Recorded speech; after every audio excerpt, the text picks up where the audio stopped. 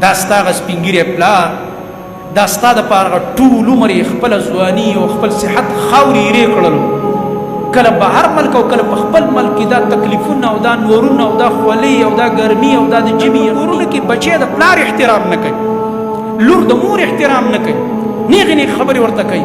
یاد ساتئ دا د بدبختۍ علامه ده. کله چې ستا د خولې نه ستا د مور او پلار په باره کې غلط الفاظ راووته او بېادبي دې شروع کړله، نو یاد ساته چې ستا اخري انجام خراب دی، اخري انجام به دې خرابوي.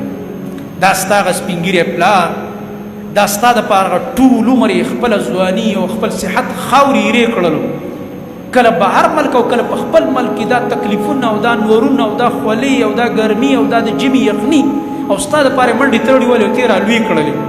اوس به ته رالګېږي دته به خبرې کوې. هغه مور چې تې وساتلې او د شپې به خوب نه ورتلو چې څوک ورې به ته نه وي وده شوی او ژړل به دي، نن به ته هغې ته غلطې خبرې کوې. یاد ساتئ دا د بدبختۍ علامه ده. نبي علیه السلام فرمایي دا پلار ستا غوره دروازه ده د جنت، پلار دی د جنت دروازه ده، ستا خوښه ده.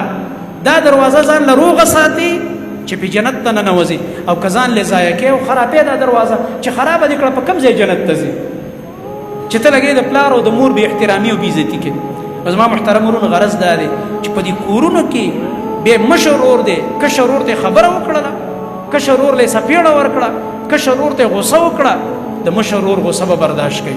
دا اسلامي آداب موږ ته نبي علیه السلام ښودي. د کشر د مشر خپل منځ کې اخلاق، آداب، اکرام دا پکار دی. زما محترم ورونو الله دې موږ له د عمل کولو توفیق راکړي.